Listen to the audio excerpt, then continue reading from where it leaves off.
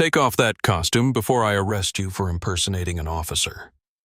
The blonde-haired cop said, his hand already drifting toward his handcuffs, his grin wide and slow and utterly certain of itself, and he had absolutely no idea that the woman standing in front of him was about to become his boss.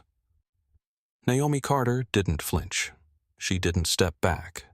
She stood exactly where she was on the sun-baked concrete of the Montgomery Police Department parking lot, her uniform pressed to a razor-sharp crease, her badge catching the Alabama morning light like a small, quiet flame, and she kept her hands clasped behind her back the way her father had taught her when she was 12 years old, and learning that some battles are won not by raising your voice but by refusing to lower it. Officer Derek Holt planted himself squarely in her path, his platinum blonde hair catching the early sun, the small Confederate flag pin on his collar glinting like it owned the air around it, and he looked her up and down, the way people look at something they've already decided doesn't belong, not with curiosity, not even with real hostility, but with the bored, practiced contempt of a man who has never once been made to question his own certainty.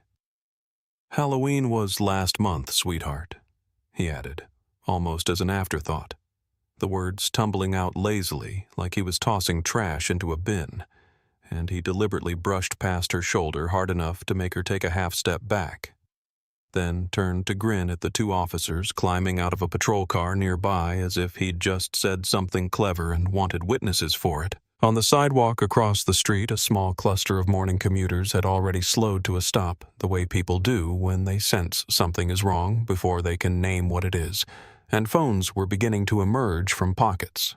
Not urgently, not dramatically, just quietly, the way cameras appear when people decide that what they're seeing needs to be remembered. Behind Naomi, catching the full weight of the early morning light, loomed the Montgomery courthouse, the same stone steps where Rosa Parks had once been sentenced, where freedom marchers had bled, where history had written itself in pain and courage into the very concrete she was standing on. She breathed in once slow and even, and she stayed exactly where she was. Montgomery, Alabama carries its history the way old houses carry the smell of everything that ever happened inside them. You can repaint the walls, replace the floors, hang new curtains over old windows, but the weight of it seeps through, present and persistent and impossible to fully air out. And on a humid Tuesday morning in the summer of 2025, that weight was thick enough to press against your skin. Confederate monuments dotted the city's landscape like punctuation marks in a sentence that had never quite been finished. Stone generals on horseback, bronze plaques on courthouse walls weathered dedications to a cause that lost the war but never quite surrendered the streets, and they stood not as artifacts of a buried past, but as active declarations, daily reminders that someone somewhere still wanted you to know whose city this was supposed to be. The Montgomery Police Department building itself was a fortress of red brick and institutional permanence built in 1952, its cornerstone bearing the words, "To protect and serve," alongside a smaller weathered plaque honoring Confederate veterans of Alabama that had somehow survived every renovation, every federal audit, every conversation about what a police department in the 21st century was supposed to look like. Inside a long hallway lined with framed portraits of every police chief the department had ever had, stretched back 7 decades, stern faces, formal poses, gold badges gleaming against dark dress uniforms, and not one of them was black. Not a single face in the entire gallery, as if the department had managed across 3 generations of American history that included civil rights marches and federal legislation and presidential speeches about equality to somehow remain untouched. Sealed off a pocket of another era preserved in fluorescent light and linoleum floors, the coffee room bulletin board told the same story in a different language. Heritage Pride stickers, retirement party photos where men posed with Confederate memorabilia, handwritten notes about outside agitators and federal overreach that nobody had ever bothered to take down. This was Derek Holt's world, and he knew every corner of it with the deep animal comfort of a man who had never been made to feel unwelcome in a single room of his life. His great-great-grandfather had helped found this department in 1891. His grandfather had maintained order during the civil rights demonstrations of the 1960s, a phrase that meant something very specific in Montgomery, and that Holt had grown up understanding without ever needing it explained. His father had retired as lieutenant with a service record that raised eyebrows in federal oversight reports but never quite triggered consequences. The Confederate flag pin on Holt's collar was not decoration, it was inheritance. Naomi Carter had known men like Derek Holt her entire life, not because she was unlucky or because the world had been particularly cruel to her, but because she had made it her life's work to understand them, to study the psychology of authority, corrupted by certainty, to map the internal landscape of men who had been handed power so early and so completely that they had come to confuse it with identity. Her Harvard law dissertation had examined exactly this, the authoritarian personality in law enforcement, the way institutional cultures reward and replicate certain behaviors across generations. How a department could become over decades less a public safety institution and more a closed society with its own rules, its own loyalties, and its own definition of who deserved protection. She had written that dissertation at 26. At 47, she understood it the way you understand things, not from books, but from bone, the way her grandmother Eunice Carter had understood it in 1965 when she stood on the courthouse steps across from this very parking lot, while police officers circled her and her church friends, and the air smelled of magnolia and danger, and the particular kind of fear that comes not from what might happen, but from knowing with absolute certainty what has already happened to people exactly like you. In the breast pocket of Naomi's uniform, folded carefully against her heart, was a photograph she had carried for 20 years, Eunice Carter at 31 years old, standing on those courthouse steps, her face wet with tears she was trying to hold back, her Sunday dress immaculate despite everything, her chin lifted at an angle that said something her mouth was too frightened to say out loud. Same steps, different generation.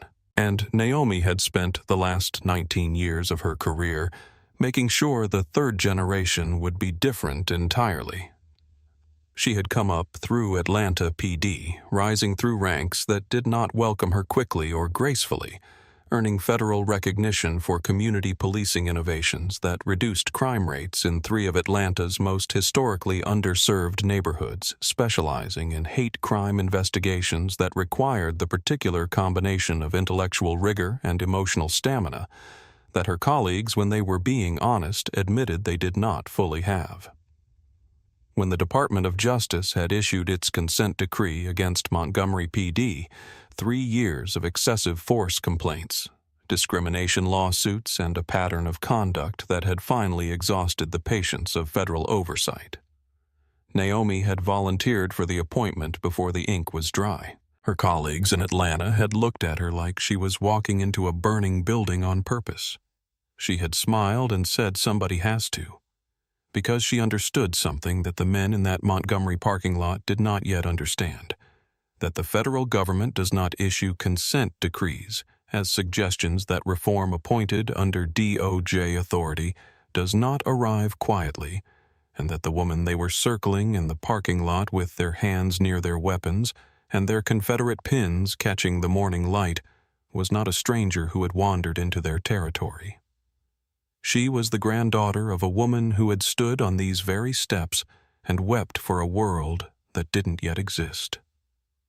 She was back to build it, and tucked in her breast pocket, pressed against the steady beat of her heart, the photograph of Eunice Carter waited a woman who had lived to see her granddaughter leave for Harvard Law, but had not lived quite long enough to see this particular Tuesday morning, which was, Naomi thought, as she watched Holt saunter back toward her with his hand still resting on his handcuffs and his grin still certain and his Confederate pin still glinting, exactly the kind of morning her grandmother had been crying toward. Officer Billy Marsh was the first to respond to Holt's wave. A thick-necked man with reddish-brown hair and a gut that strained against his uniform shirt like it was trying to escape his coffee cup still steaming in one hand as he ambled over with the relaxed, self-satisfied gait of someone who had never once arrived anywhere and found himself unwelcome. "What are we working with, Derek?" he asked. His eyes moving over Naomi with the same flat assessment Holt had used. The same practiced look of a man sorting things into categories he'd been handed, rather than chosen. The shift change was bringing a steady stream of officers into the lot, and word travels fast through a department culture, the way it travels through any closed community, not through official channels but through looks and nods, and the particular frequency of men who have spent years learning to read each other without speaking. And within 4 minutes there were 6 of them arranged in a loose half-circle that was tightening slowly, almost imperceptibly, like a knot being drawn. All of them white. All of them reading from the same unspoken script. All of them following the gravitational pull of Holt's energy, the way smaller objects follow the pull of something heavier. Naomi recognized the choreography immediately. She had studied it, written about it, testified about it in 3 separate federal hearings. But recognizing the dance and not feeling it were 2 different things entirely, and she was human enough to feel the specific weight of 6 armed men forming a circle around her in a parking lot in Alabama on a Tuesday morning, the heat already building the Confederate monument across the street casting its long shadow toward her feet. When she asked clearly and formally to have her credentials verified through dispatch, which was standard procedure, which was exactly what any officer in her position was entitled to request. Holt repeated her words back in a high, mocking falsetto that drew laughter from the circle, and she catalogued every face, every badge number, every laugh, storing them with the methodical precision of someone who has learned that memory is a form of self-defense. It was the laughter specifically that reached the sidewalk. A 9-year-old boy named Theo was standing with his mother at the bus stop on the opposite corner, his backpack still on from the night before because he'd forgotten to take it off, and he had been watching the whole thing with the wide, unclouded attention that children bring to things they don't yet know they're supposed to look away from. And when the laughter rose from the circle of officers, he tugged his mother's sleeve and asked in a voice that carried further than he intended why those policemen were laughing at the police lady. His mother pulled him close and didn't answer. And on the sidewalk, 3 people who had been watching and saying nothing turned their phones toward the scene. Mrs. Alma Grant was 76 years old and had been walking this particular stretch of sidewalk every Tuesday morning for 31 years to reach the pharmacy on Dexter Avenue, and she had developed over those 31 years a finely calibrated ability to sense when something in the air around the police department had shifted from routine to wrong. She heard Holt's voice before she saw the scene, and something in the tone of it, that particular combination of amusement and authority of a man enjoying the sound of his own certainty, stopped her feet before her mind had fully processed what she was looking at. Then she saw Naomi standing in the middle of the circle, hands still clasped behind her back. Uniform. Still perfect chin, still level in Mrs. Still. Grant recognized every single thing about that posture with a clarity that bypassed thought entirely and went straight to something older and deeper, the posture of a black woman in the South who has decided she will not be moved, who has decided that dignity is not a luxury she can afford to set down even for a moment, because once you set it down in front of men like these, it is very hard to pick back up. Mrs. Grant had seen that posture on her own mother in 1963. She had worn it herself in 1968. She knew it the way you know the shape of your own hands. She did not walk away. When Officer Jenkins broke from the circle and moved toward the civilian crowd with his hand resting on his baton and told her to step back and keep moving, she looked at him with the particular patience of a woman who has been told to move her entire life and has developed strong opinions about when and whether to comply. And she said in a voice that was quiet, but carried like a bell, that she had a right to stand on a public sidewalk, and that this was still America, and she stood exactly where she was. The live stream that a young white woman named Rachel Odom had started 4 minutes earlier now had 340 viewers, and the number was climbing. Naomi saw Mrs. Grant from across the circle. This small, upright woman in her Tuesday pharmacy clothes wig, perfectly set. Strap of her purse gripped in both hands, feet planted on the concrete like she'd grown there. And something moved through Naomi's chest that wasn't quite courage and wasn't quite grief, but was somewhere in the geography between them. She thought of her grandmother. She kept her hands clasped behind her back, and she stayed exactly where she was. Captain Roy Simmons arrived with the comfortable authority of a man who had been resolving situations like this for 30 years, and had a very particular definition of resolution, one that involved certain outcomes and certain people, and a maintenance of order that had nothing to do with law and everything to do with tradition. He was 58 years old, with platinum-cropped hair, and the broad, soft build of someone who had spent decades behind a desk and in administrative meetings rather than on patrol. And he carried his authority the way men of his generation and position often carried it, not as something earned fresh each day, but as something granted long ago and maintained through the simple force of not being questioned. He examined Naomi's federal appointment papers with the theatrical skepticism of a man performing expertise for an audience, turning each document over, slowly holding them up to the light, frowning at the federal seal as if he'd discovered something suspicious about its edges, and then he handed them back and announced to the gathered officers and the watching civilians and the recording phones that they looked fake to him. Real professional work, he said, but fake all the same. The gathered officers nodded with the synchronized certainty of men who needed very little evidence to confirm what they'd already decided. Then Holt reached into his pocket. What he produced was a folding knife, the cheap kind sold at gas station counters for pocket change, the kind with a plastic handle and a blade that wouldn't hold an edge through a week of use, and he held it up briefly just long enough for the cameras to catch it. And then he crouched and placed it on the asphalt near Naomi's feet, and when he straightened up, he announced in a clear, carrying voice that he'd found a weapon on the ground right where she was standing. The silence that followed was not the silence of shock. It was the silence of people who have just watched something so blatant, so unashamed, so utterly indifferent to the cameras recording it that their minds needed an extra second to confirm what their eyes had already told them. Naomi looked down at the knife lying on the hot asphalt, small, cheap, almost comically inadequate as a tool of framing, glinting in the morning sun, with the kind of innocent indifference that objects have when they don't know what they've been used for. And then she looked directly at the nearest recording phone, and in a clear, measured voice she said that the knife had come from Officer Holt's right front pocket, that at least a dozen cameras had captured the motion, and that what she was looking at was evidence tampering. Nobody in the circle of officers moved to pick the knife up. Nobody disputed what she'd said. The knife just lay there on the hot black asphalt between them, too small and too obvious and too late to take back, and for just a moment, one brief unguarded moment, something flickered across Holt's face that wasn't quite confidence, and then it was gone, and his jaw reset and he reached for his handcuffs. Holt stepped into Naomi's personal space the way men do when they've run out of arguments and have decided to try proximity instead, close enough that she could smell the tobacco on his breath and the stale coffee that had soaked into his uniform, close enough that the Confederate flag pin on his collar was only inches from her face, close enough that stepping back would have meant something. And so she didn't step back because she had learned a long time ago that the distance you hold is not just physical. You know what your problem is? His voice dropped to a register meant only for her ears.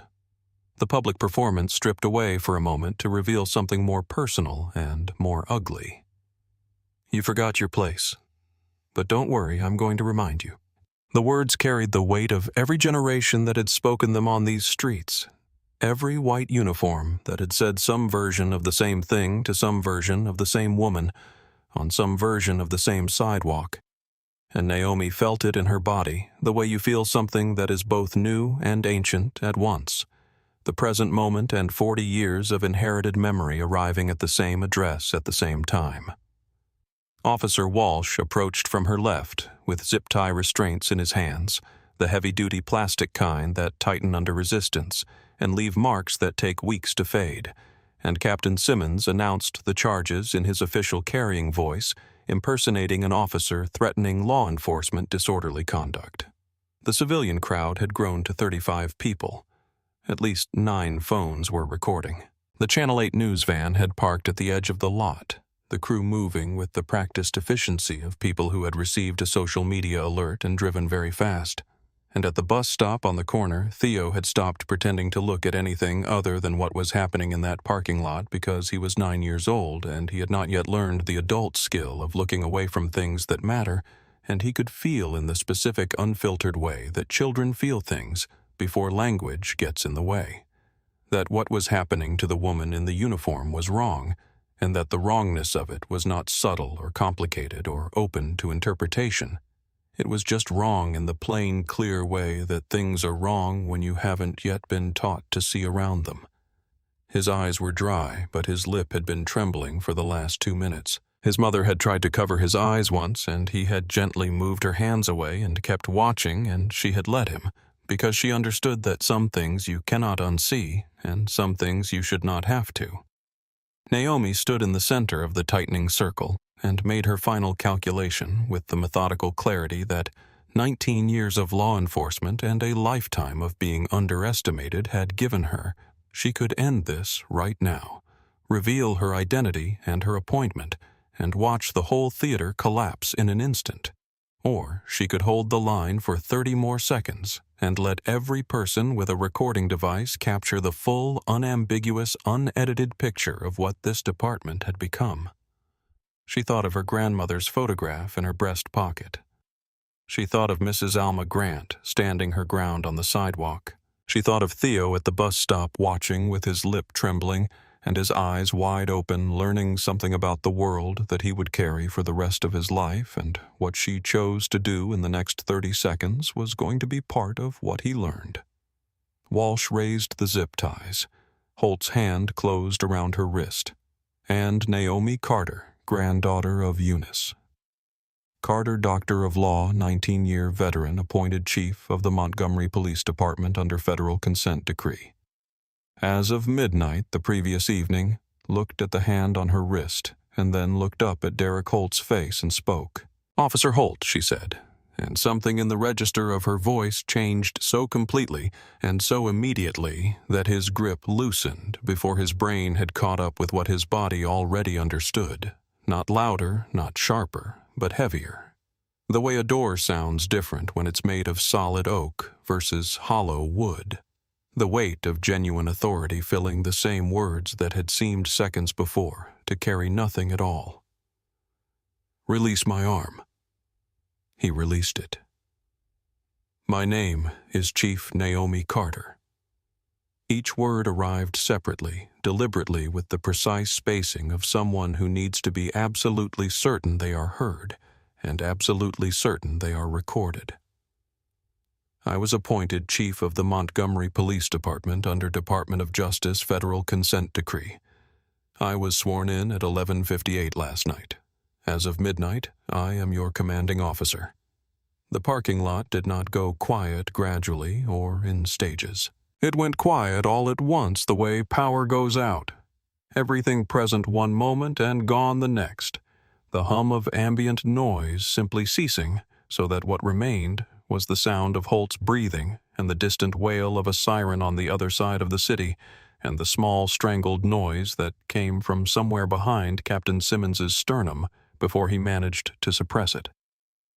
Naomi reached into the breast pocket of her uniform, the same pocket where her grandmother's photograph was folded against her heart, and she produced her federal appointment papers, the same documents that Simmons had held up to the morning light 30 minutes ago and declared with theatrical authority to be fake, and she held them open so that the cameras could see them clearly, and she waited.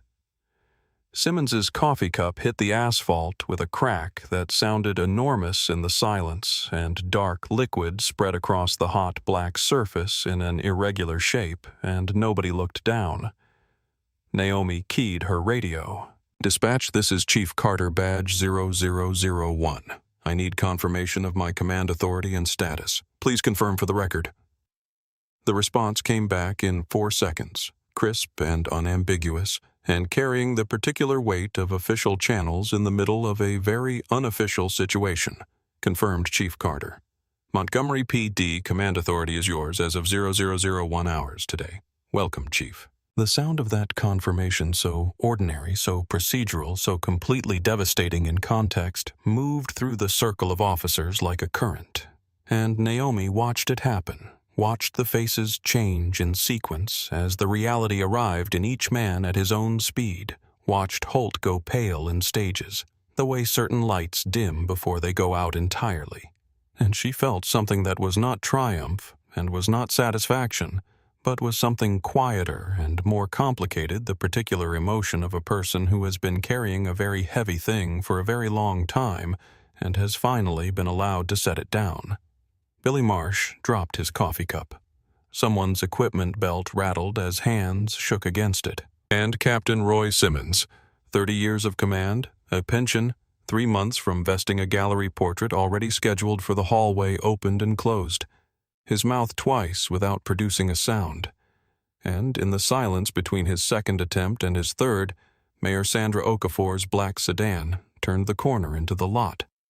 Its emergency lights cutting clean blue arcs through the Alabama morning, and everything that had seemed certain 10 minutes ago finished its collapse.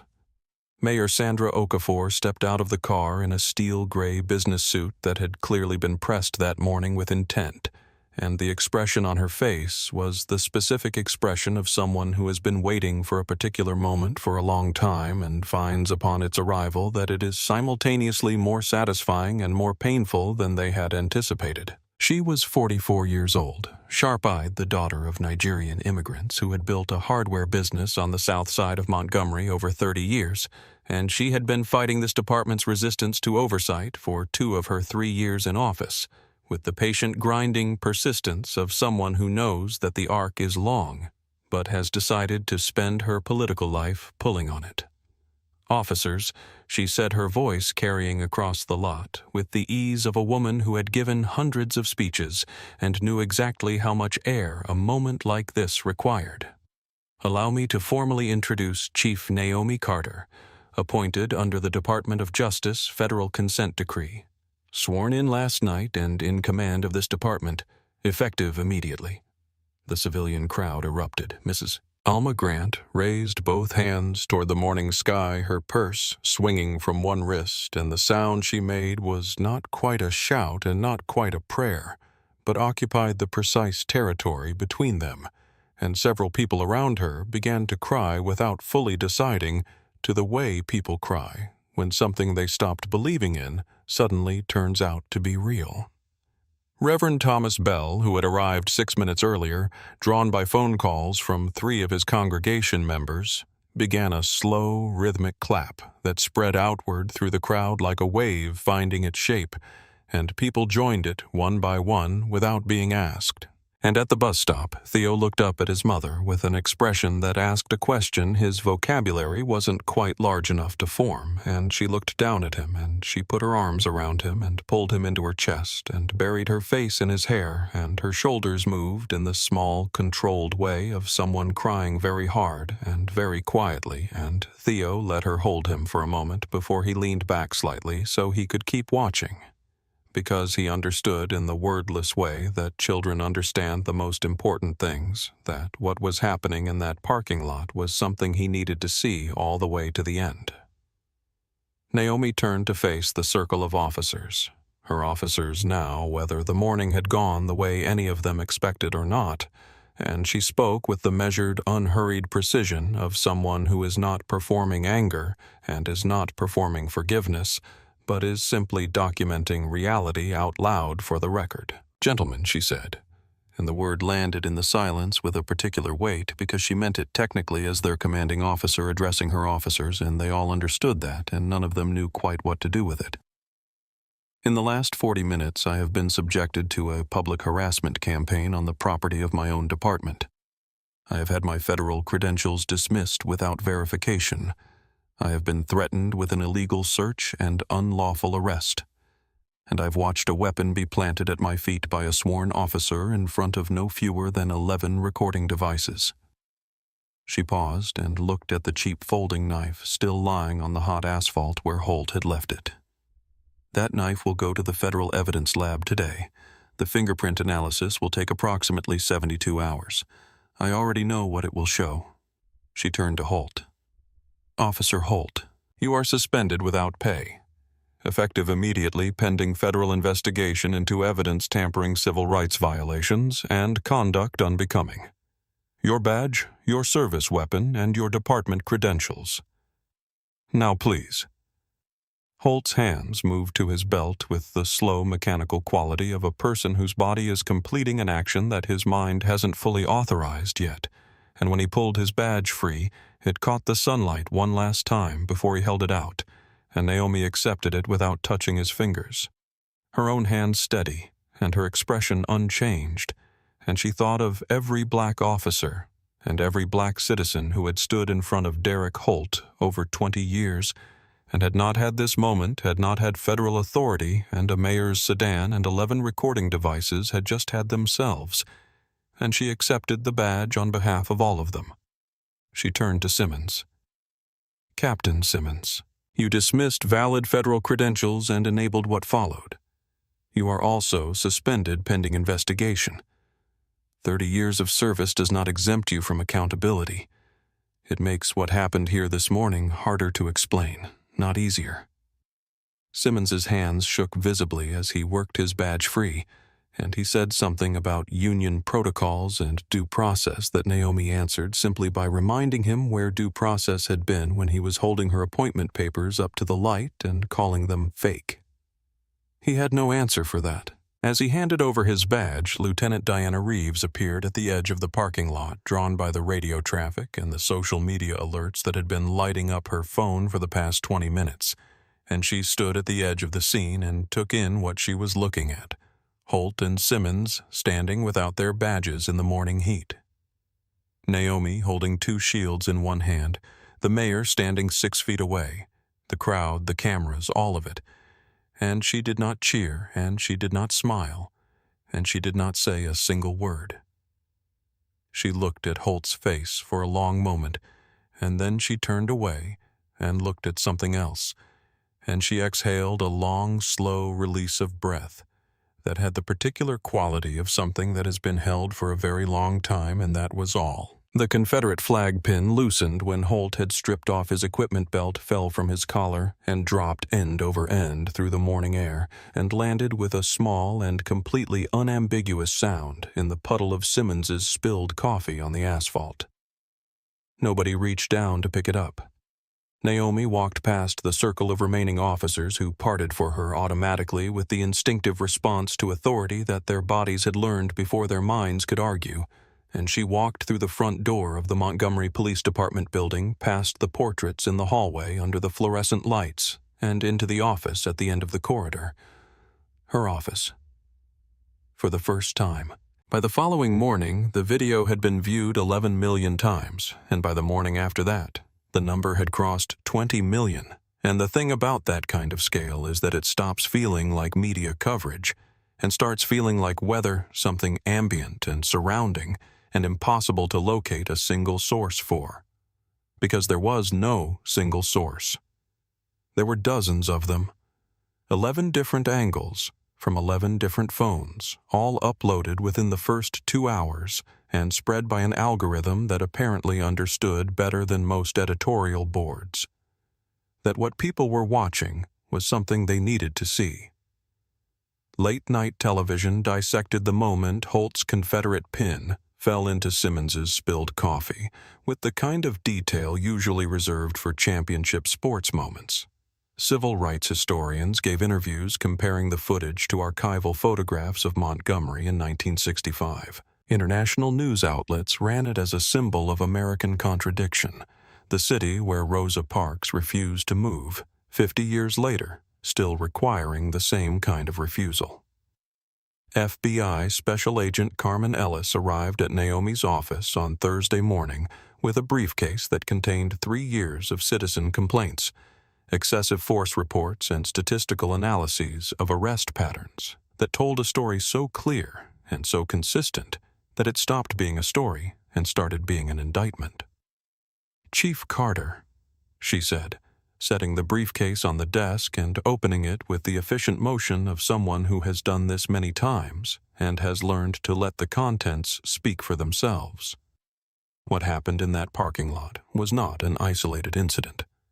It was the inevitable surface expression of a culture that had been protected and reinforced for decades. The investigation that followed moved with the unhurried certainty of federal machinery that has everything it needs and is no longer in a hurry because the outcome is not in question.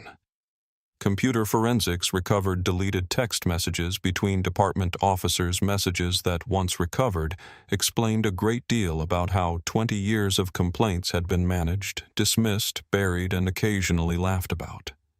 Financial audits uncovered overtime fraud schemes. Body camera footage that had been logged as corrupted or missing surfaced from backup servers with the suspicious convenience of things that were never really lost. Naomi sat in her office in the evenings after the building had emptied and read through the complaint files one by one. Not the summaries, not the statistics, but the actual complaints. Each one written by a real person who had sat down somewhere and found words for what had been done to them. And the stack was thick enough, and the reading was slow enough that it took her 4 nights to get through it, and on the 4th night, she closed the last folder and sat for a long time in the quiet of the office that still smelled faintly of whoever had sat in this chair before her.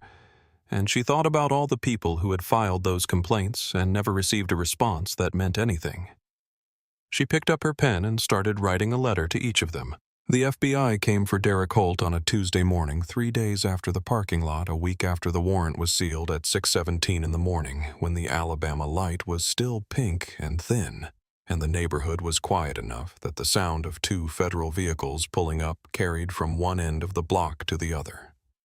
His neighbors emerged in 1s and 2s faces at windows, a man on a porch who had been waiting for his coffee to brew and found himself watching something else entirely, and they stood and watched as Agent Ellis knocked on the door, and Holt answered it in a t-shirt and sweatpants, and there was a brief conversation, and then Holt turned around and put his hands behind his back, and the cuffs went on with a sound that seemed much louder than it had any right to be in the quiet morning air. The same hands that had reached for Naomi's wrist in the parking lot. The same wrists now bound. His neighbor across the street, a retired school teacher named Mrs. Pauline Briggs, who had watched Holt pull into that driveway in his department vehicle for 16 years, who had waved to him at the mailbox hundreds of times, who had brought his family a casserole. When his mother died, stood on her front steps with her arms folded and watched him walk to the federal vehicle and said nothing because there was nothing to say that the morning wasn't already saying on its own. Roy Simmons was arrested 48 hours later at a fishing cabin 2 hours outside Montgomery, where federal agents found him at a laptop computer whose deletion history turned out to be the most self-incriminating document in the entire case, because nothing says "I know what I did" quite like spending your first free weekend trying to erase the evidence of having done it. His attorney arrived 40 minutes after the handcuffs, which was 40 minutes too late to matter. They were processed through the Montgomery Federal Courthouse, the same building, the same marble floors and high windows and weight of institutional authority, where civil rights attorneys had argued desegregation cases in 1965 and 1966 and 1967, where history had been made in rooms that still smelled of old wood and old arguments, and the weight of that continuity was not lost on anyone who understood what they were looking at. Judge Renee Holloway, appointed to the federal bench in 2018, 53 years old, the daughter of a Montgomery seamstress who had made clothes for civil rights marchers as a form of solidarity, because it was what she had to offer. Judge Holloway looked at the 2 men brought before her court and said nothing immediately, because she understood that some moments deserve to be held for a moment before they are spoken into, The prosecution's case against Derek Holt was the kind of case that becomes in law school classrooms an example of what happens when a pattern of conduct is left unchallenged long enough that it stops trying to hide itself, when the people doing the harm become so certain of their protection that they commit their worst acts in front of 11 cameras on a Tuesday morning in a parking lot full of witnesses.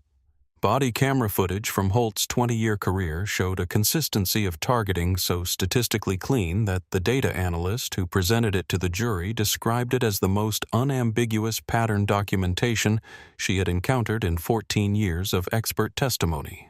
His rate of stops, searches, and use of force incidents with black residents running 300% above the departmental average across every year, every shift rotation, every change in department leadership as persistent and regular as a heartbeat. The planted knife Exhibit A, sealed in a clear evidence bag and placed on the evidence table where jurors could see it clearly had been forensically traced to a gas station 3 blocks from Holt's home, purchased with a debit card in his name 6 weeks before the parking lot incident, and it carried his fingerprints on the handle and blade and nothing else, not a single trace of Naomi Carter anywhere on its surface, which was, the prosecutor noted with the quiet satisfaction of someone who doesn't need to oversell the point.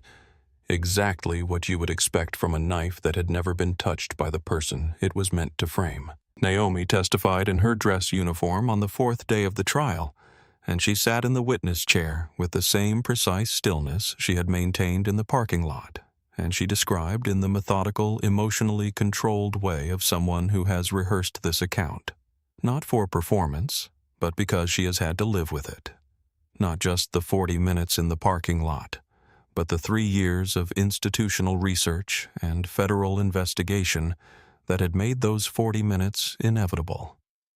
She described the whispered threat Holt had delivered in the parking lot, "You forgot your place," and she explained to the jury what those 4 words meant in the context of Montgomery, Alabama, in the shadow of a courthouse where those exact words had been enforced with violence for 100 years, and the courtroom was quiet enough during that testimony that you could hear the ventilation system cycling. And then she looked up from her notes and looked directly at Holt across the courtroom, and he looked back at her, and it was the first time since the parking lot that they had held eye contact.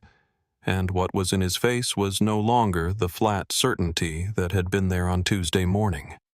No longer the comfortable contempt of a man who has never questioned his own position.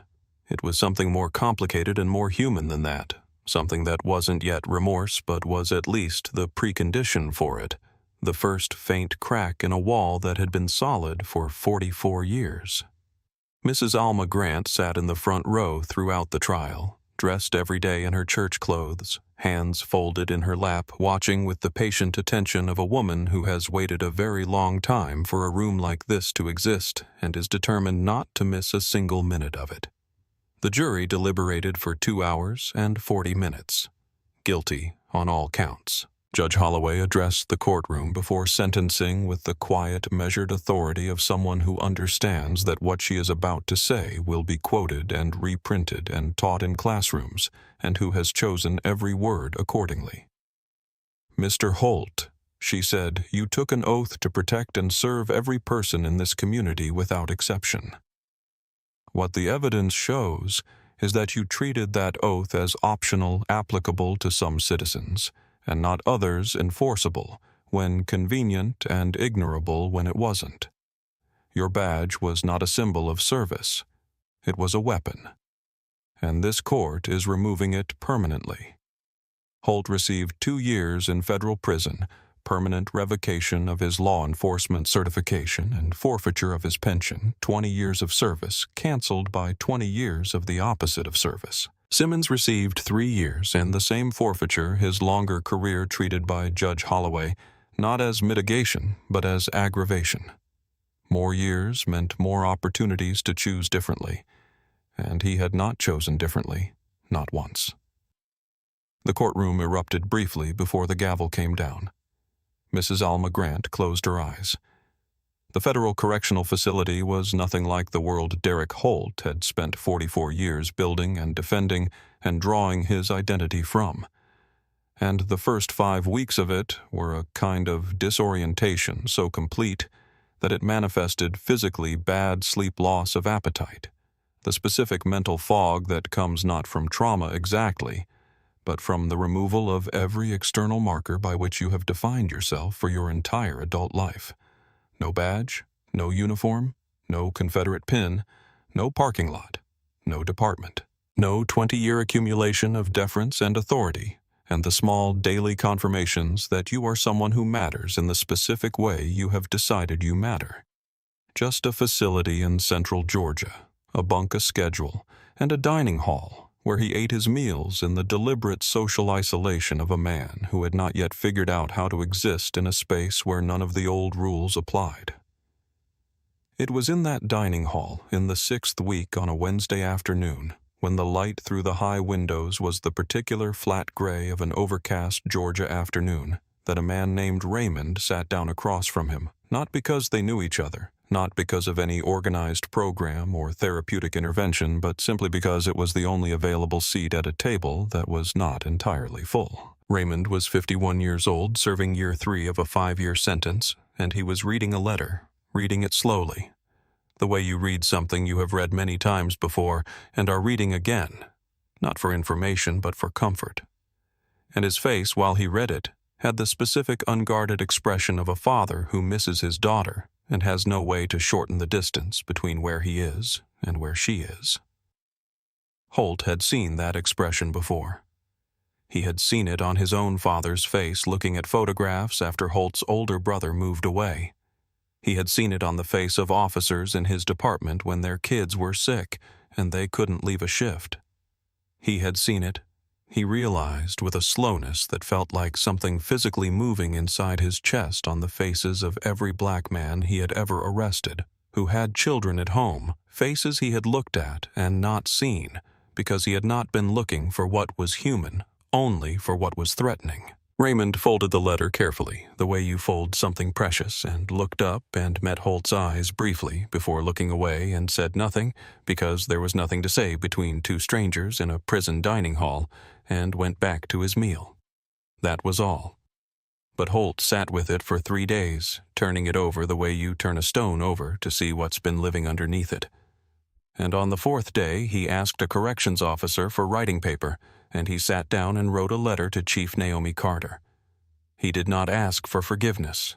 He did not ask for anything. He wrote about the parking lot in the specific detail of someone who has looked at a moment very hard and very honestly, and he included one thing that nobody else would have known, that when Naomi had first spoken the words, "I am Chief Naomi Carter," his grip had loosened before he made any conscious decision to loosen it, and that in the 3 weeks since the trial he had been trying to understand what that meant, what his body had recognized before his mind was willing to. Naomi read the letter twice. She did not reply, but she did not throw it away. 6 months after the morning in the parking lot, the Montgomery Police Department looked different in the ways that matter most, not in the architecture, not in the furniture, not in the portraits that still lined the hallway. Though 3 new portraits had been added, and 2 of them were women, and one of them was Naomi. But in the quality of the air inside the building, the specific atmosphere that a workplace takes on when the people inside it understand that the rules have actually changed and not just been announced. Lieutenant Diana Reeves had been appointed to lead the new Community Relations Division, the first such division the department had ever formalized, funded by the consent decree, and staffed by 8 officers hand-selected by Reeves herself, with criteria that had nothing to do with seniority and everything to do with the capacity to sit across from a frightened teenager or a grieving family and make them feel accurately that they were talking to someone who worked for them. Reeves had not celebrated her promotion out loud. She had accepted it with the quiet, practical seriousness of someone who has waited a long time for the right work and intends to do it correctly, and she had walked into her new office on the first morning and closed the door and allowed herself exactly 5 minutes of private acknowledgement before she opened it again and got to work. The numbers told the story that words sometimes flatten. 38% of the department's officers were now from minority communities, the highest proportion in Alabama. Use of force incidents had declined by 55% in 6 months. Crime rates in the neighborhoods that had historically been most heavily policed and least served were down 24%, not because there were more officers on the streets, but because people had started calling the police for help, which they had not been doing before because they had not believed the police were there for them. That belief, once broken, takes longer to rebuild than any policy or training program can account for, and Naomi knew it, and she spent time on it personally, attending community meetings in every precinct, sitting in church basements and community centers and school auditoriums, listening more than she spoke, because she understood that trust is not announced. It is accumulated slowly and through repetition, and that the most important thing she could do in the first year was show up. Officer Billy Marsh, who had been the second man in the circle that Tuesday morning, who had ambled over with his coffee and his ready grin to join whatever Derek Holt had going, received the department's Community Partnership Award at the 6-month ceremony for his work developing a housing assistance program for homeless veterans in the western precincts, a program he had designed himself and funded through 4 separate grant applications he had written on his own time. People change when systems change. Naomi opened the bottom drawer of her desk one evening after a long Tuesday and took out the photograph of her grandmother, Eunice Carter, 1965. Courthouse steps, face wet, chin lifted, and she set it on the desk and looked at it for a while, and then she opened the top drawer and took out a second photograph, one she had had taken 3 weeks after her appointment, standing on those same courthouse steps in her dress uniform with badge 0001 catching the light, and she placed them side by side on the desk. Same steps. 60 years. She sat with that for a long time before she turned off the light and went home. The Confederate monument that had stood across from the Montgomery Police Department for 63 years, the bronze general on horseback, the weathered dedication to the lost cause, the thing that had cast its shadow over the courthouse square every morning and every evening for 3 generations of Montgomery residents, who had not been given the option of deciding whether they wanted it. There came down on a Thursday in October, lowered carefully by a municipal crane, while a crowd of several hundred people stood on the sidewalks and watched, in a silence that felt less like absence and more like the presence of something too large to put into words. In its place, 3 months later, a new monument was installed. Rosa Parks rendered in warm bronze, standing with one hand extended outward in a gesture that was simultaneously an invitation and a boundary come this far, and know where you are, and at the base of the statue, in letters cast directly into the bronze so that nothing could be removed or replaced without destroying the whole. She sat so we could stand.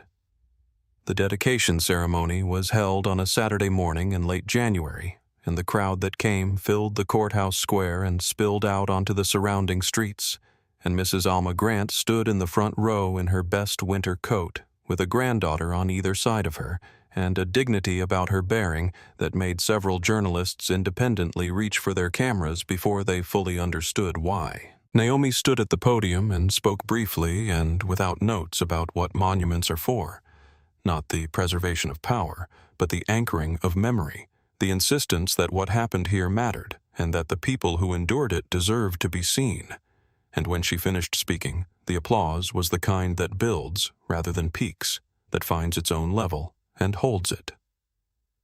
Afterward, in the dispersing crowd, a woman touched Naomi's elbow lightly and said, Chief Carter, and Naomi turned and found herself looking at a woman she didn't recognize, and then she looked down and found herself looking at a boy she did. Theo had grown at least an inch since January. He looked up at her with the direct, serious attention that he had trained on the parking lot from the bus stop that Tuesday morning, and then he looked at the statue of Rosa Parks, and then he looked back at Naomi, and he drew himself up, spine straight, shoulders back, chin level, in the unconscious, uncalculated posture of someone who has seen what standing looks like and has decided that it belongs to him too. His mother covered her mouth with one hand.